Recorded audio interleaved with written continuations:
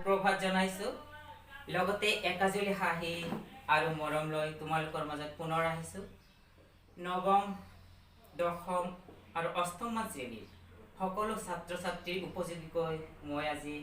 ব্যাকৰণৰ পাঠদান কৰিবলৈ ওলাইছোঁ। আজি ব্যাকৰণৰ পাঠদানৰ বিষয় হৈছে সমাস। মই পাঠটো আগতে লিখি তোমালোকৰ কাৰণে যুগুত কৰি থৈছোঁ। বিষয় অসমীয়া, পাঠদানৰ বিষয় হ'ল সমাস। এই ক্ষেত্ৰত আমি সমাসৰ সংজ্ঞা জানিব লাগিব। সমাস কাক বোলে, সমাস কি, সমাসৰ ব্যৱহাৰ, সমাস কেই প্ৰকাৰ আৰু কি আৰু সমাসৰ প্ৰশ্নৰ ধৰণবিলাক। যি সমাসৰ ব্যৱহাৰ আমি জনাটো উচিত। আমি সমাসৰ ব্যৱহাৰটো কওঁ আৰু সমাস কাক বোলে প্ৰথম সংজ্ঞাটো মই দিবলৈ ওলাইছোঁ। যে পৰস্পৰ অৰ্থৰ সংগতি ৰাখি দুই বা ততোধিক পদ একলগ হোৱাকে সমাস বুলি কোৱা হয়। যে অসমীয়া ভাষা সাহিত্যত সন্ধি আৰু সমাস কথা শ্ৰুতি আৰু শ্ৰুতিমধুৰ কৰিবলৈ ব্যৱহাৰ কৰা হয়। ঠিক আছে, মই উদাহৰণৰ মাজেৰে সমাস কাক বোলে সমাসৰ ব্যৱহাৰ মই অলপ দিবলৈ চেষ্টা কৰিছোঁ। মই সংজ্ঞাটো আগতে লিখি দিছোঁ।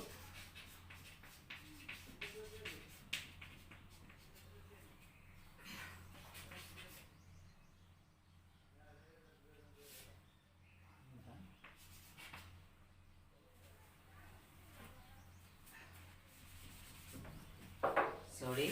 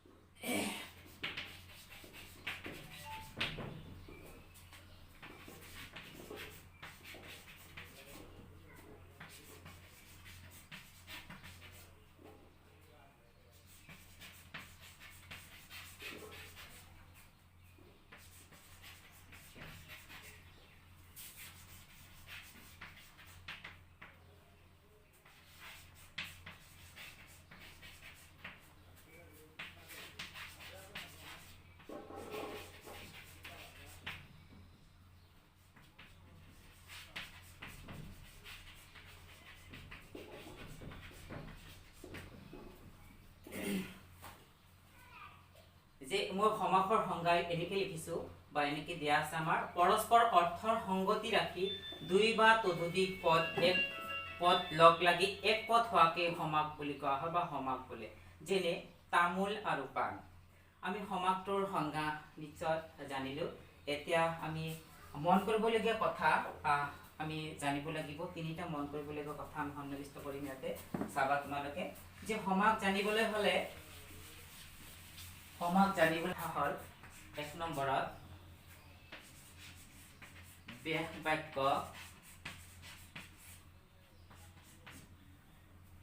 বাক্য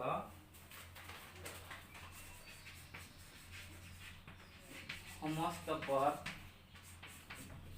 আৰু ব্যস্ত পদ। এই তিনিটা বিষয় বা তিনিটা কথা আমি ভালদৰে জানিব লাগিব।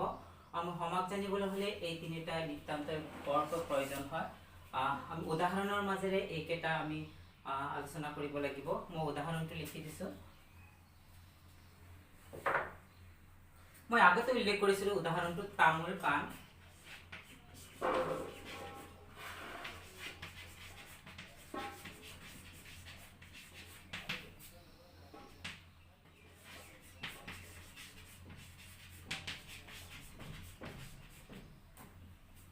এই উদাহৰণটোৰ পৰা আমি এই তিনিটা বিষয় আমি জানিব পাৰিম। ইয়াৰ কোনটো ব্যাস বাক্য,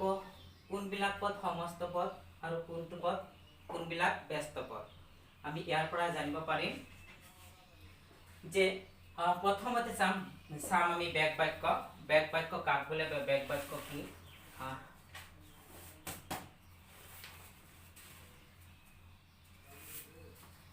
সমাগ বাক্য বা বেগ বাক্যৰ সংকোচন কৰি বা সমাগ ভাঙোতে যি বাক্য বা বাক্য খণ্ডৰ ব্যৱহাৰ কৰা হয় তাকে সমাগ বাক্য বা বেগ বাক্য বুলি কোৱা হয়। তোমালোকে দেখিছে এইটো এটা বাক্য হয়, এইটো এটা বাক্য হয়। এই বাক্যটোৰ নাম হৈছে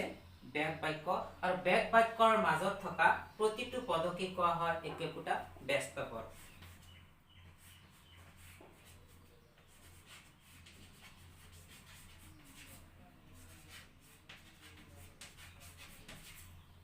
বেগ বাক্যৰ মাজত থকা প্ৰতিটো পদেই হৈছে ব্যস্ত পদ বা ব্যস্ত পদৰ সংজ্ঞা আমি এনেকৈ দিব পাৰোঁ। ব্যস্ত পদৰ সংজ্ঞা আমি এনেকৈ দিব পাৰোঁ, যিবোৰ পদ লগ লাগি সমাস হয় তাকে সমস্যমান পদ বা বেগ বাক্য ব্যস্ত পদ বুলি কোৱা হয়। এই একোটা হৈছে ব্যস্ত পদ, একোটা হৈছে ব্যস্ত পদ। আৰু ইয়াতে কোৱা হৈছে বেগ বাক্য কাক বোলে, যে বেগ বাক্য এনেকৈ দিয়া হৈছে বেগ বাক্য যে সমাগ ভাঙোতে এইটো হৈছে সমাগ বাক্য, সমস্ত পদ, সমস্ত পদ, এইটো হৈছে সমস্ত পদ, এইখিনি হৈছে সমস্ত পদ, এইবিলাক হৈছে ব্যস্ত পদ। যে বেগ বাক্যত ব্যৱহৃত প্ৰতিটো পদেই হৈছে একোটা ব্যস্ত পদ। ইয়াৰে ব্যস্ত পদ বিলাক হৈছে তামোল আৰু পাণ। তামোলটো হৈছে ব্যস্ত পদ আৰু পাণটো হৈছে ব্যস্ত পদ। আৰু এই ব্যস্ত পদৰ লগ লাগি একোটা বাক্য হৈছে, বাক্যটো হৈছে বেগ বাক্য।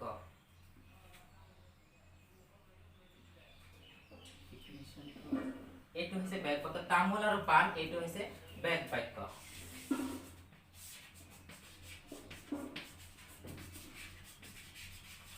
বেগ বাক্য। এতিয়া আমাৰ বাকী থাকিল আমাৰ সমস্ত পদ। সমস্ত পদ কাক বোলে?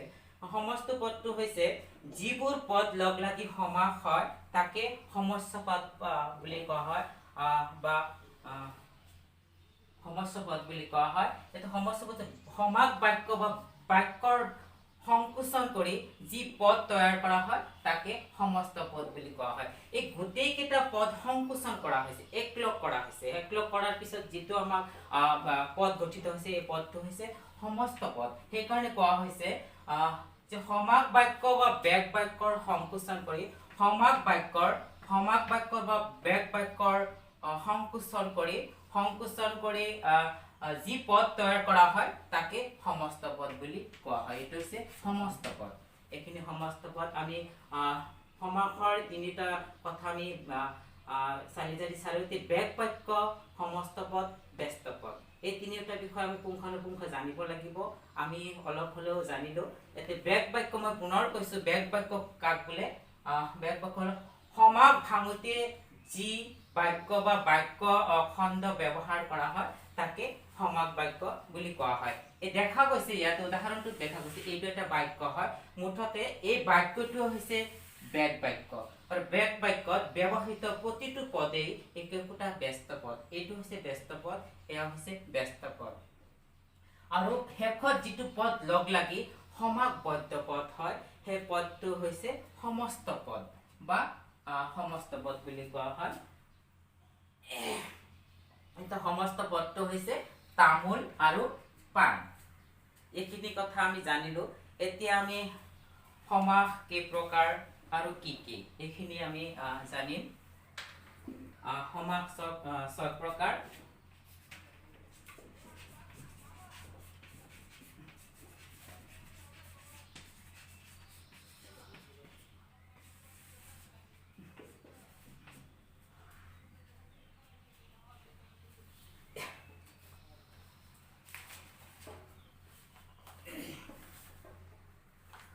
প্ৰকাৰটো হৈছে দ্বন্দ্ব সমাস,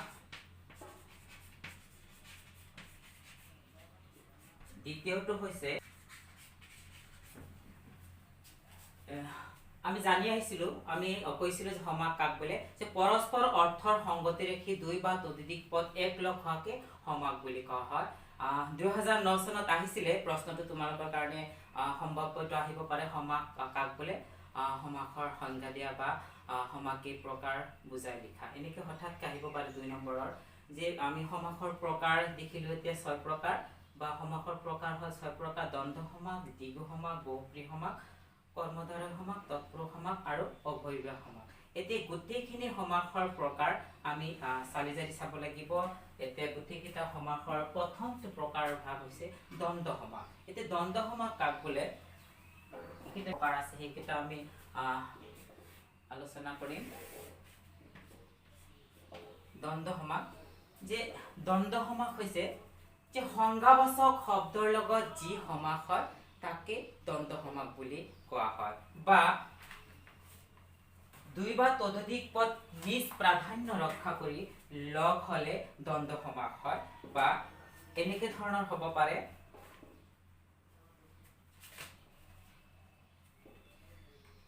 দুটা বা অধিক সংজ্ঞা শব্দ লগ হয় এটা হলে নাইবা অব্যয় পদ লোপ কৰি এক পদ কৰাকে দ্বন্দ্ব সমাস কোৱা হয় যে মই কৈছিলো সংজ্ঞাবাচক শব্দৰ লগত যি সমাস হয় তাকে দ্বন্দ্ব সমাস বুলি কোৱা হয় যে সংজ্ঞাবাচক শব্দ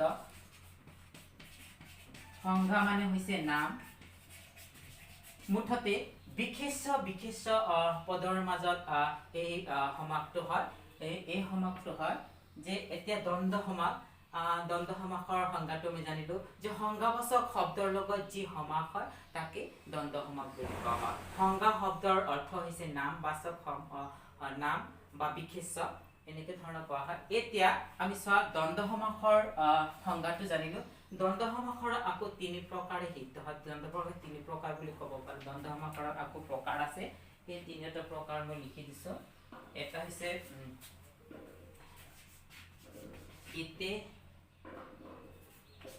ইটেৰেটৰ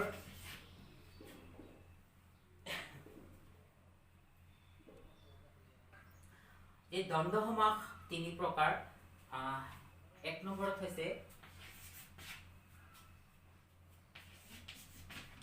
ইটেৰেটৰ দ্বন্দ্ব সমাস দুই নম্বৰ হৈছে সমাহাৰ দ্বন্দ্ব সমাস তিনি নম্বৰ হৈছে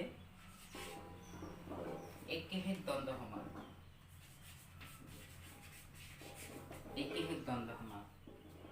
যে দ্বন্দ্ব সমাসৰ তিনি প্ৰকাৰ ইটেৰেটৰ দ্বন্দ্ব সমাস সমাহাৰ দ্বন্দ্ব সমাস আৰু হল একেহিক দ্বন্দ্ব সমাস এতিয়া ইটেৰেটৰ দ্বন্দ্ব সমাস কাক বোলে এইখিনি আমি জানিব লাগিব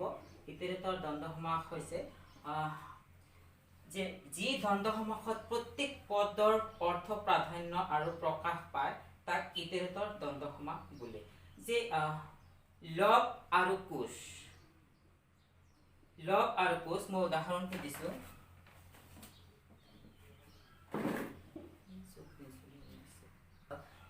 এতিয়া চাব লাগিব ইটেৰেটৰ দ্বন্দ্ব সমাস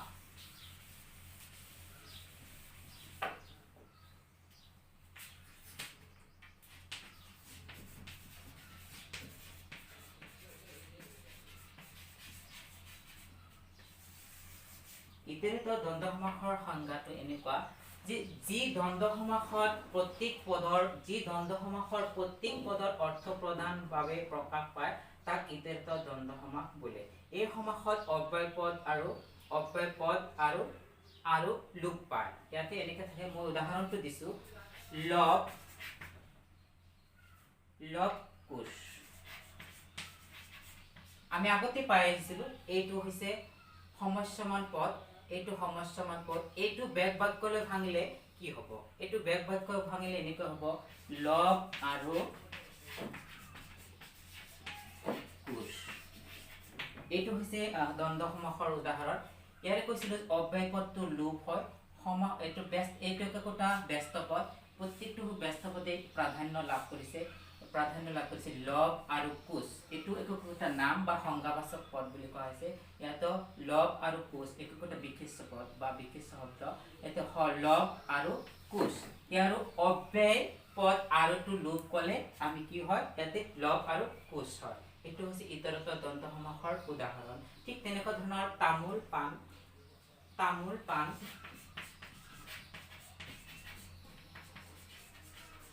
বেগ বাক্যলৈ ভাঙিলে কি হ'ব তামোল আৰু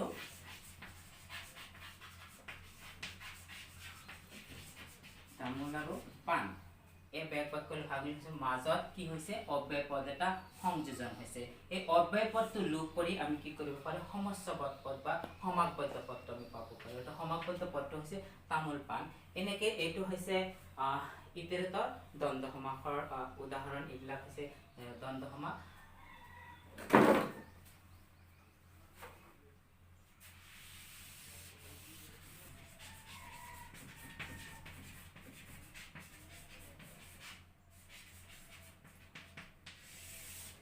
তোমালোকৰ ঘৰত দেখা যায় যে মায়ে যদি ৰাতিপুৱাই কয় এই ছোৱালী ৰাতিপুৱা কাঁহী বাতিখিনি ধুই আন তেতিয়া তোমালোকে কাঁহী আৰু বাতি লৈ যোৱা নেকি তাৰে প্ৰসংগত লগত একেজাতীয় আৰু বহুকেইটা কাঁহী বাতি লটি গটি থাল হান্দি এইবিলাক চব তোমালোকে লৈ যোৱা এই যে একেজাতীয় কিছুমান বস্তু তাৰ লগত যে ধুবলৈ নিয়া এই গোটেইখিনি বিষয়ত আমি আচলতে সমাসাৰ দ্বন্দ্ব সমাসৰ উদাহৰণ ধৰিব পাৰোঁ এই যে কাঁহী আৰু বাতি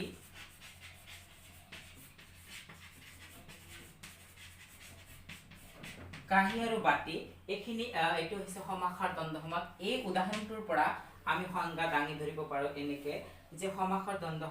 দ্বন্দ্ব সমাসত সমাসাৰ দ্বন্দ্ব সমাসত সমস্ত পদটোৱে ব্যস্ত পদবিলাকৰ অৰ্থ প্ৰকাশ কৰাৰ উপৰি একে জাতীয় আন আন বস্তু বা সামগ্ৰিক বুজালে তাক সমাসাৰ দ্বন্দ্ব সমাস বুলি কোৱা হয় যে কাঁহী আৰু বাতি একে জাতীয় বুলি কোৱা হৈছে ইয়াৰ লগতে আৰু আন আন প্ৰসংগক্ৰমত কিছুমান আচবাব পত্ৰৰ নাম আহে ঠিক তেনেকুৱা ধৰণৰ যদি কোৱা হয় নামঘৰৰ মাহ চাউল মাহ আৰু চাউলে তাতে সন্নিৱিষ্ট কৰা নাথাকে মাহ আৰু চাউলৰ লগত কুঁহিয়াৰ থাকে বা বুট থাকে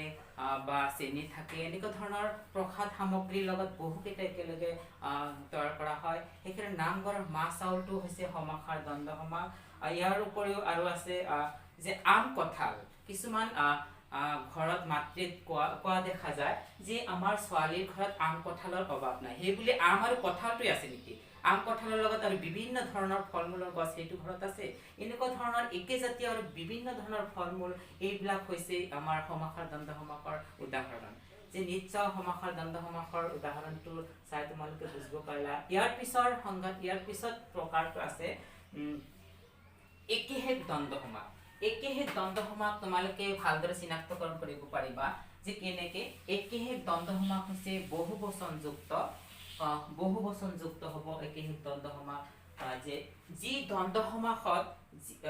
দ্বন্দ্ব সমাসত ব্যস্ত পদবিলাকৰ প্ৰথমটো বহুবচনত ৰাখি বাকীবোৰ পদ লোপ কৰি দিয়া হয় তাক একেহেক দ্বন্দ্ব সমাস বুলি কোৱা হয় যে আজি ৰামহঁত বজাৰলৈ গৈছে ইয়াতে ৰামহঁত বুলি কোৱাৰ লগে লগে ৰাম অকলে থকা নাই ইয়াৰ ৰামৰ লগত আৰু কোনোবা বহুজন ইয়াৰ লগত ৰাম ৰহিম কৰিম আৰু এনেকুৱা ধৰণৰ এক্সেট্ৰা বহুত মানুহৰ নাম ইয়াত উল্লেখ কৰিব পাৰে এইবিলাক উদাহৰণ হৈছে একেহেক দ্বন্দ্ব সমাসৰ উদাহৰণ যে এনেকুৱা ধৰণৰ তোমালোকক দিব পাৰে পৰীক্ষাত যে কেনেকৈ আহে যে সমাসৰ ওপৰত প্ৰশ্নটো কেনেকৈ আহে যে বেগ বাক্য ভাঙি সমাসৰ নাম লিখা তেনেহ'লে তোমালোকে সমাসখিনি চিনাক্তকৰণ কৰিব লাগিব আৰু ইয়াৰ পৰা তোমালোকে বেগ বাক্য ভাঙিব লাগিব এইটো যদি বেগ বাক্যলৈ ভাঙা হয় কেনেকৈ ভাঙিবা মই ধৰণটো দেখুৱাই দিছোঁ যে ৰামহঁত এইটো হৈছে সমাসবদ্ধ পদ ইয়াৰে কিছুমান ব্যস্ত পদ হিচাপে কিছুমান বিশেষ্য পদ নামকৰণ কৰিব পাৰি যেনেকৈ ৰাম ৰহিম হৰি আৰু যদু এই ৰাম প্ৰথম যিটো আমি সংজ্ঞাবাচক যিটো পদটো লৈছো ৰাম এই ৰামক নাম কৰি ক'ব পাৰিম যে ৰামহঁত এয়া হৈছে একেহেক দ্বন্দ্ব সমাসৰ উদাহৰণ আৰু ইয়াৰ প্ৰত্যেকটো ব্যস্ত পদ একোটা বিশেষ্য নামকৰণ বা নাম যে ৰাম ৰহিম হৰি আৰু যদু ইয়াৰ অব্যয় পদ সংযোজন কৰিছে আমি পাই আহিছো দ্বন্দ্ব সমাসত অব্যয় পদটো লোপ যায় ইয়াত অব্যয় পদটো আৰু লোপ গলে আমি ৰামহঁত লগাই দিব পাৰিম ঠিক আছে এখিনি বুজিলা এটা দ্বন্দ্ব সমাসৰ প্ৰকাৰখিনি আমি জানিলো ইয়াৰ পিছৰটো আছিলে দ্বিগু সমাস সংজ্ঞাবাচক শব্দৰ লগত যি সমাস হয় তাকে দ্বন্দ্ব সমাস বোলে ঠিক তেনেকুৱা ধৰণৰ এতিয়া পাম সংখ্যাবাচক শব্দৰ লগত যি সমাস হয় তাকে দ্বিগু সমাস বুলি কোৱা হয় সংখ্যাবাচক শব্দৰ লগত যি সমাস হয় তাকে দ্বিগু সমাস বুলি কোৱা হয় যে সংখ্যাবাচক শব্দৰ লগত যি সমাস হয় তাকে দীৰ্ঘ সমাস বুলি কোৱা হয় দ্বন্দ্ব সমাসত পাইছিলো নাম এতিয়া পাইছো দীৰ্ঘ সমাসত পালো সংখ্যা এতিয়া সংখ্যাৰ লগত জড়িত হৈ থাকিব দীৰ্ঘ সমাসটো এতিয়া মই উদাহৰণৰ মাজেৰে গৈছো বা ইয়াৰ ডেফিনেশনটো এনেকুৱা ধৰণৰ শব্দৰ লগত অন্য পদৰ সমাস হলে তাক দীৰ্ঘ সমাস বুলি কোৱা হয়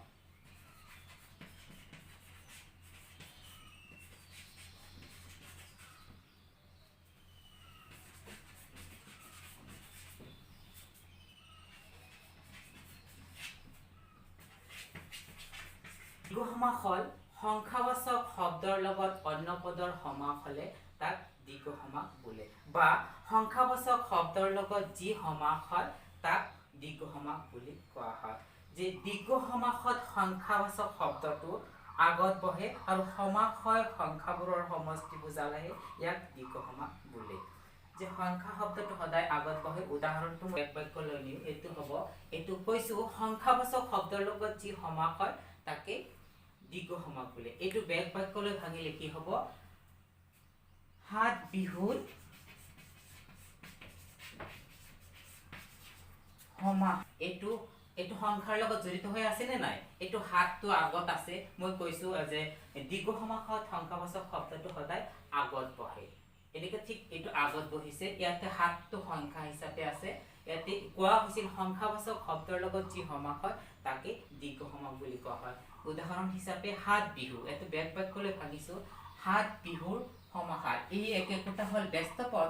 কিন্তু ইয়াত ব্যস্ত পদ এই গোটেই এই বাক্যটো হৈছে বেক বাক্য আৰু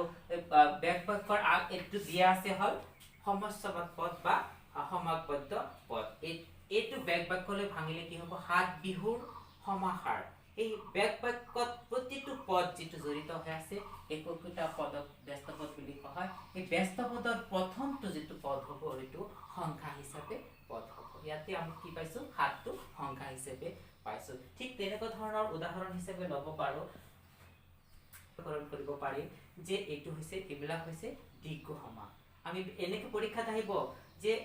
বেক বাক্যৰ হৈতে সমাসৰ নাম লিখা বা বেক বাক্য লিখি সমাসৰ নাম লিখা বেক বাক্য ভাঙি দেখুৱা সমাসৰ নাম লিখা এনেকে ধৰণৰ প্ৰশ্ন অহা দেখা যায় ঠিক আমি চিনাক্ত কৰিব পাৰি যে সংখ্যাবাচক শব্দৰ লগত যি সমাস হয় তাক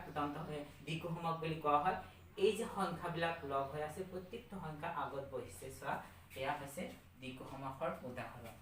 পিছৰ প্ৰকাৰলৈ যাম আমি বহুব্ৰীহি সমাসৰ আমি সংজ্ঞা আমি জানিব লাগিব বহুব্ৰীহি সমাস কাক বুলি বহুব্ৰীহি সমাস কি আমি নিশ্চয় জনাটো দৰকাৰ এইটো অলপ তোমালোকৰ অলপ ব্যতিক্ৰম হয় বুজাত অলপ টান হয় যদিও ভালদৰে মন কান দি শুনিলে তোমালোকে নিশ্চয় উপকৃত হবা যে ইয়াতে কোৱা হৈছে যি সমাসত সমস্ত পদে ব্যস্ত পদবোৰৰ অৰ্থ নুবুজায় এটা ভিন্ন অৰ্থ বুজায় তাক বহুব্ৰীহি সমাস বোলে মই সংজ্ঞাটো আগতে লিখি দিছো কাৰণটো মই দিছো যে বহুব্ৰীহি সমাস যি সমাসত সমস্ত পদে ব্যস্ত পদবোৰৰ অৰ্থ নুবুজায় এটা ভিন্ন অৰ্থ বুজায় তাকে বহুব্ৰীহি সমাস বোলে উদাহৰণ দিছো বিনা পানী এটো বেক বাক্যলৈ পৰিৱৰ্তিত হ'ব কাৰণটো হৈছে বিনা পানী বিনা আছে পানীত যাৰ এই উদাহৰণটোৰ পৰা আমি এইটো বহুব্ৰীহি সমাসৰ যেটো সংজ্ঞা আমি জানিব পাৰিম এইটো ৰাখিছো যে যি সমাসত সমস্ত পদে ব্যস্ত পদবিলাকৰ অৰ্থ নুবুজায় এটা ভিন্ন অৰ্থ বুজায় তাকে বহুব্ৰীহি সমাস বোলে উদাহৰণ হিচাপে বিনা পানী বিনা আছে পানীত যাৰ দে এও ক হ'ব বিনা পানী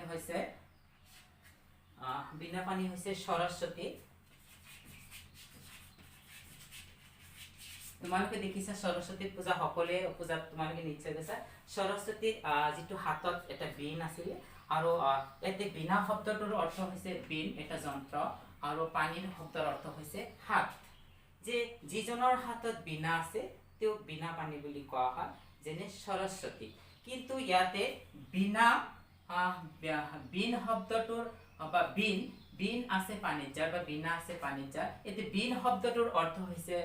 যন্ত্ৰ আৰু পানী শব্দটোৰ অৰ্থ হৈছে হাত বা হস্ত কিন্তু হেখিনি অৰ্থ তাতে প্ৰকাশ কৰা নাই তাতে প্ৰকাশ পাব লাগিছিল বীণ মানে যন্ত্ৰ বা আৰু পানীৰ অৰ্থ হৈছে হাত ইয়াতে যন্ত্ৰ হাত বুলি ইয়াতো অৰ্থটো বুজাব লাগিছিল কিন্তু ইয়াতে বিশেষ এটা ভিন্ন অৰ্থ বুজাইছে সেই অৰ্থটো হৈছে সৰস্বতী ইয়াতে সৰস্বতী বুজাইছে ইয়াতে বিন অৰ্থ আৰু পানী অৰ্থটো ইয়াতে প্ৰকাশ কৰা নাই শেষত যেটো আমি সমাপবদ্ধ যেটো পদ পাইছো এটো বিনা পানী আছিল সমাপবদ্ধ পদ ইয়াৰ প্ৰত্যেকটো ব্যস্ত পদৰ অৰ্থ যদি বিশেষ থাকে কিন্তু হেতু অৰ্থ প্ৰকাশ নকৰি শেষত যেটো সমাপবদ্ধ পদ হৈছে সেই পদটো হৈছে এই পদটো হৈছে বহুব্রী সমাসৰ পদ যেটো বহুব্ৰী সমাস বুলি কোৱা হৈছে এখানে যে ইয়াতে বিনা পানী ঠিক তেনেকুৱা ধৰণৰ উদাহৰণ মই দিছো চক্ৰপানী চক্ৰ আছে পানীত যাৰ চক্ৰপানী বুলি কোৱাৰ লগে লগে শ্ৰীকৃষ্ণক বুজাইছে যিজনৰ হাতত চক্ৰ আছে ঠিক শ্ৰীকৃষ্ণ বুলি কোৱা হৈছে এই ঠিক তেনেকুৱা ধৰণৰ সূৰ্পনখা সূৰ্পৰ নিচিনা নখ যাৰ সূৰ্পৰ অৰ্থটোৰ হৈছে কুলা কিন্তু এটো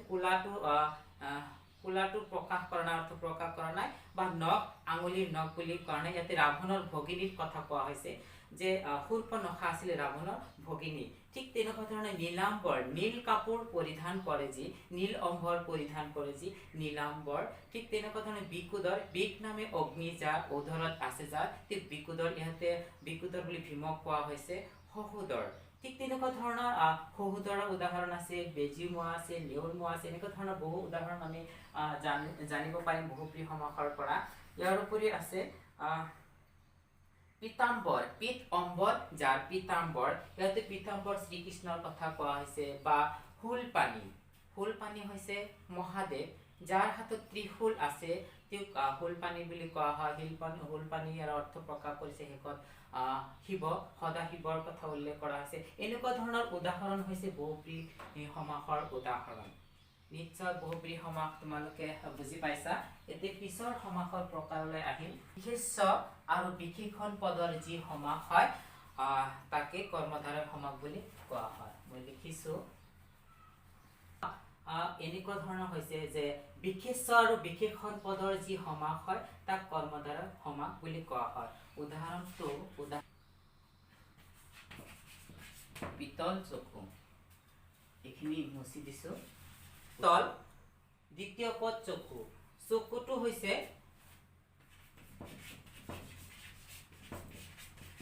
প্ৰথম পদ পিতল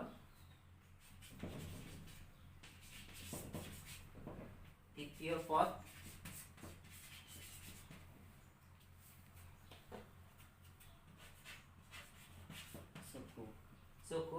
চকুটো হল বিশেষ্য এটো হল বিশেষণ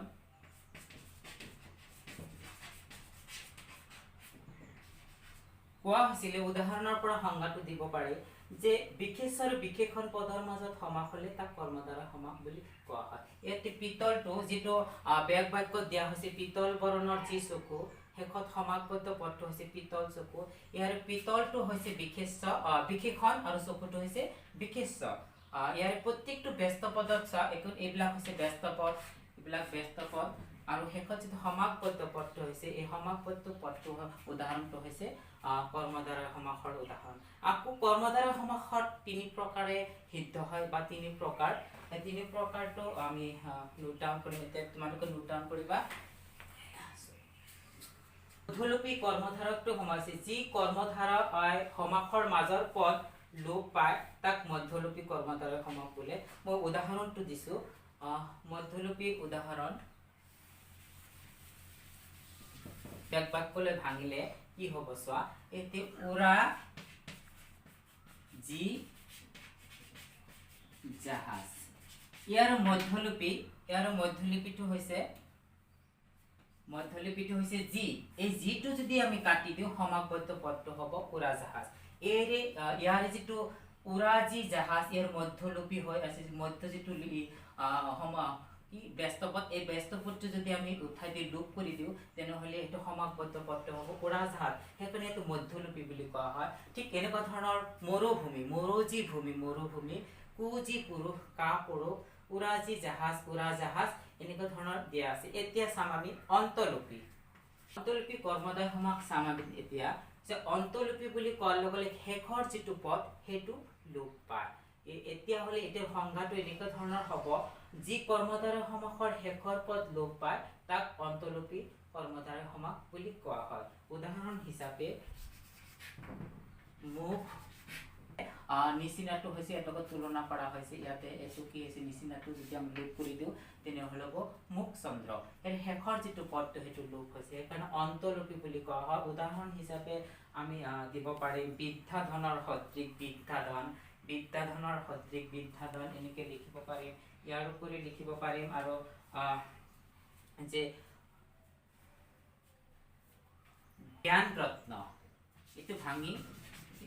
লিখিব পাৰিম এটো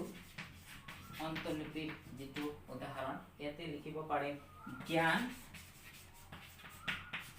যদি লোপ কৰি দিওঁ কাটি দিওঁ আমি সমাপত্য পদটো পাম জ্ঞান ৰত্ন। ঠিক আছে এইটো অন্তলোপীৰ উদাহৰণ আমি দেখিলো। তে আৰু এটা আছে ৰূপক কৰ্মধাৰয় সমাসটো হল এনেকুৱা দুটা বস্তুৰ তুলনা কৰিলে যি কৰ্মধাৰয় সমাস হয় তাকে ৰূপক কৰ্মধাৰয় সমাস বোলে। যেনেকে মুখ পদ্মৰ নিচিনা মুখ পদ্মৰ নিচিনা আৰু তাকে প্ৰাধান্য ধৰা আছে। উপমাৰ পদটো আগত থাকিলে তেনে কৰ্মধাৰয় সমাসত উপমিত কৰ্মধাৰয় সমাস বুলি কোৱা হয়। চন্দ্ৰৰ নিচিনা মুখ চন্দ্ৰমুখ ইয়াত উপমাৰ পদ চন্দ্ৰৰ আগত আছে। ঠিক এইটো হল কৰ্মধাৰয় সমাসৰ উদাহৰণ। এতিয়া আমি সমাসৰ প্ৰথম খণ্ডত আমি কৰ্মধাৰয় সমাসক লগি আমি আলোচনা কৰিলো। পিছৰ দ্বিতীয় খণ্ডলৈ তোমালোকৰ যি দুটা প্ৰকাৰ বাকি আছে আলোচনা কৰিম। আজিৰ দিনটোত তোমালোকৰ শুভ হওক। ছাত্ৰ ছাত্ৰীসকল আমাৰ আজিৰ ক্লাছটো নিশ্চয় ভাল পালে গতিকে লাইক শ্বেয়াৰ কমেন্টছ কৰিবলৈ নাপাহৰিব দেই। আৰু এটা ৰবা ঘণ্টাটো বজাই দিবা সাবস্ক্ৰাইব কৰিবা তেতিয়াহে আমাৰ ডিলিজেন্ট একাডেমীৰ প্ৰত্যেকটো ক্লাছ তোমালোকৰ দৃষ্টিগোচৰ কৰিব। আজিৰ দিনটোৰ শুভ কামনা কৰি মোৰ ক্লাছটো সামৰি মাৰিছোঁ। ধন্যবাদ।